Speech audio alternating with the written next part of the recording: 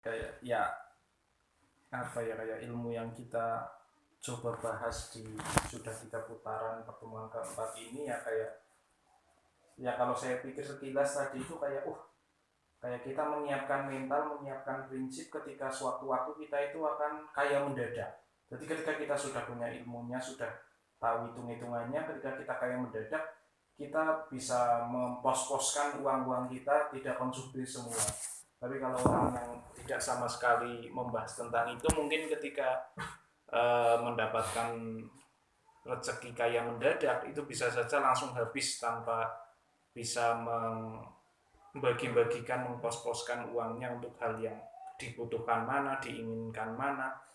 Ya mungkin itulah, hari ini kayak penting ora penting, perlu ora perlu, tapi ya saya yakini suatu saat ya tetap ada yang hikmah di antara pertemuan kita itu yang menghasilkan sebuah manfaat.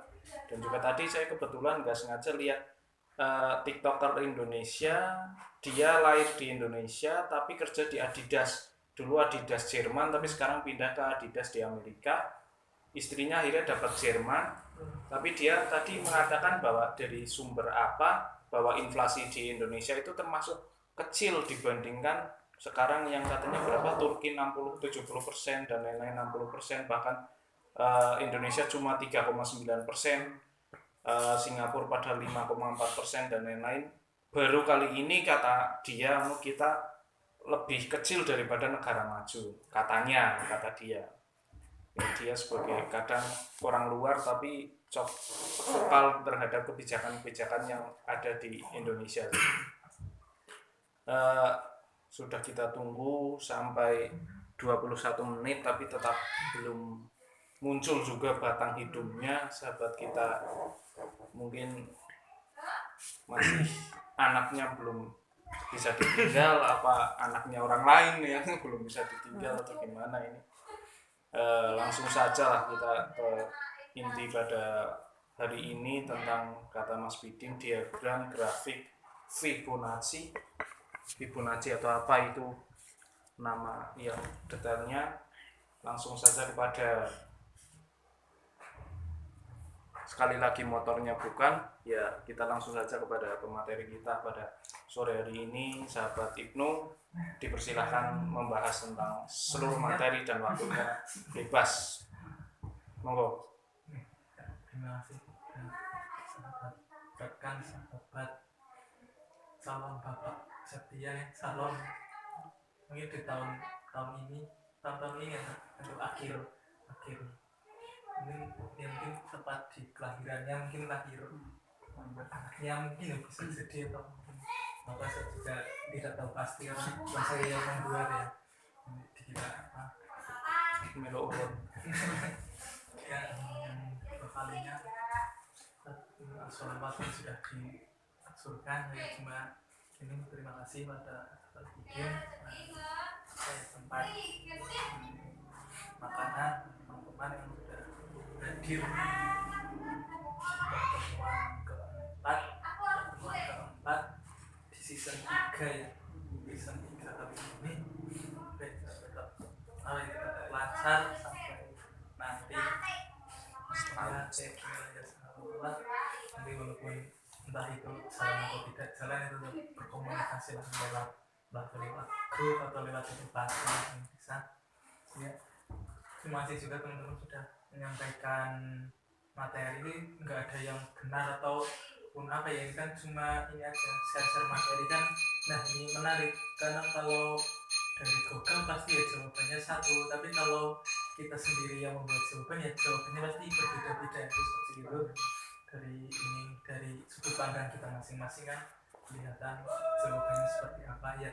Kalau sekilas tentang Fibonacci ya, penemunya atau apa pawang yang ditemukannya itu Leonardo da Pisa, lahirnya di kota Pisa, Italia. Fibonacci biasanya itu kalau dibilang deret apa ya, angka Tuhan. Fibonacci angka Tuhan atau angka keramat, yang itu di tengahnya nanti itu bisa yang disebut bilangan golden ratio atau rasio emas. Waalaikumsalam. Maaf. Rasio emas yang nantinya itu bisa menjadi sebuah titik balik harga. Sebetulnya misalkan selamat datang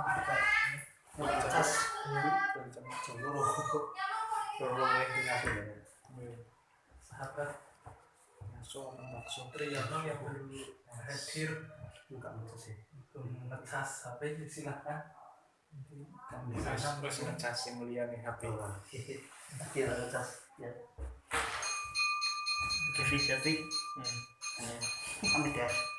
Perlu diberi sekat menurut kontok-kontokan.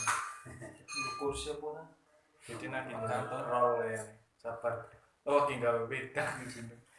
Di situ angka-angka emas biasanya itu kalau Fibonacci kalau di di grafik chart atau saham misalnya itu biasanya digunakan untuk mencari angka tengah atau angka emas yang biasanya itu bisa digunakan untuk masuk, entah itu tujuannya membeli atau menjual. Nah kadang-kadang kan kalau kita disahamkan mau asal-asalan untuk saham Y, tapi kita tidak tahu target jualannya atau target stop loss. Misalkan saham itu naik, kita nggak tahu yang tuku siki kira-kira naiknya tekan pira ya. Nah ini bisa jadi lewat Fibonacci salah satunya untuk bisa tetenger caranya tetenger nanti naiknya sampai ke berapa, turunnya sampai ke berapa. Nah itu kelebihan dari Fibonacci.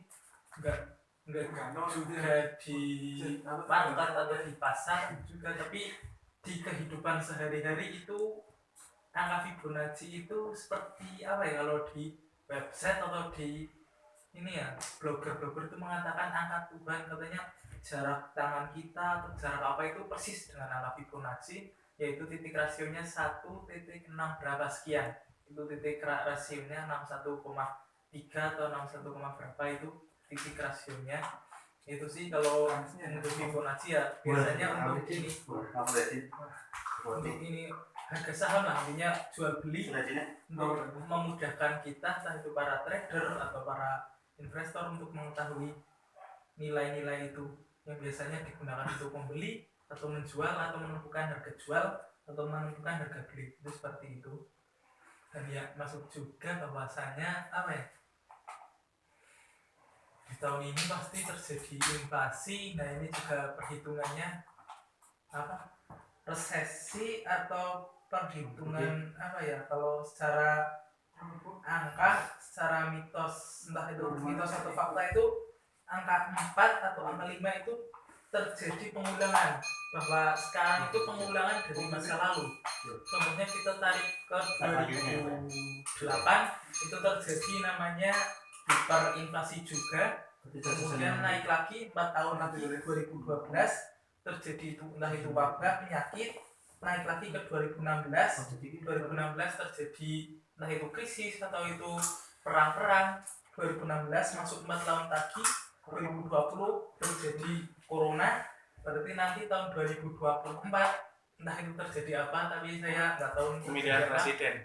Nah 2024 ini ya selain presiden tentunya akan ada intinya gejolak-gejolak lah nanti Skala dunia. Skala dunia. Nah itu pokoknya Orang perhitungan Rasanya kayak corona ini kan skala dunia. Jadi Fibonacci itu ya skala dunia. itu skala dunia. Berarti 4 tahun ya beda. Pokoknya 4 tahun 2022 yaitu 2024 akan terjadi sesuatu. Saya tidak tahu sesuatunya. Berarti nanti kurang lebih 4 tahun dan 5 tahun itu biasanya angka-angka yang cukup mistis, karena nantinya pokoknya ada kelipatan itu, entah mungkin kita panjang umur juga bisa sampai ke 2024 dan bisa membuktikan apakah memang Fibonacci itu benar-benar angka yang mujarab atau tidak. Biasanya itu terjadi sebuah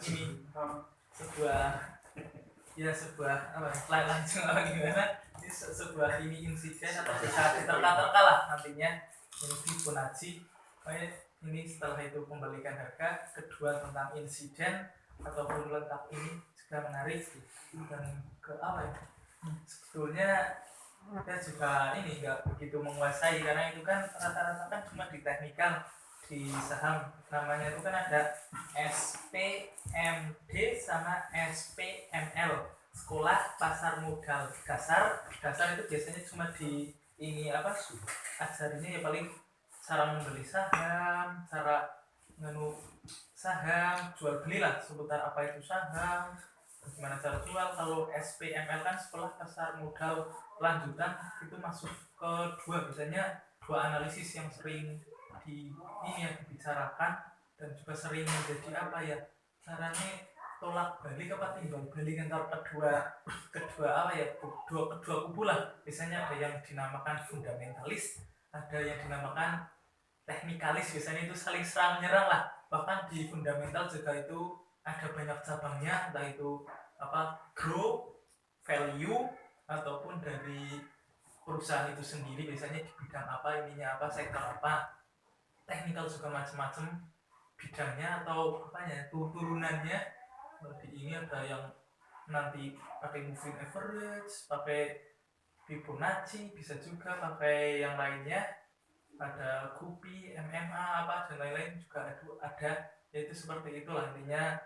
Fibonacci itu salah satu bagian, entah itu apa bagian dari trader atau grafik saham itu bisa juga, tapi juga bisa menjadi ini ya yang intinya bilangan yang bisa di ininya dari masa lalu kita bisa tahu setelah masa lalu itu masa depannya itu akan terjadi itu. Berarti di 4 tahun itu ya nanti ditunggu tahun 2024, setelah 2024 2026 apakah terjadi lagi. Intinya semoga kita apa ya panjang umur gitu sih. Lalu nantinya makanya kita bisa ke 2024 apakah dia benar-benar akan terjadi insiden yang besar atau tidak tadi di tahun 2024.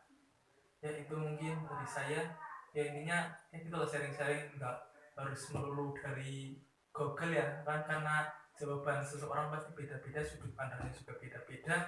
Saya enggak mencari satu jawabannya dari Google, yang mencarinya juga jawaban dari teman-teman. Kalau jawaban dari teman-teman kan pastinya akan berbeda-beda.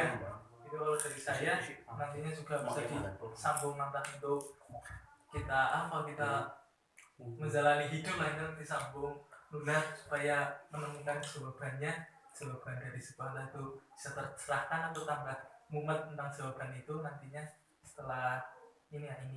Itu dari saya, terima kasih. Saya kembalikan ke moderator. Terima kasih. Waduh. Sahabat Ibnu. Aduh.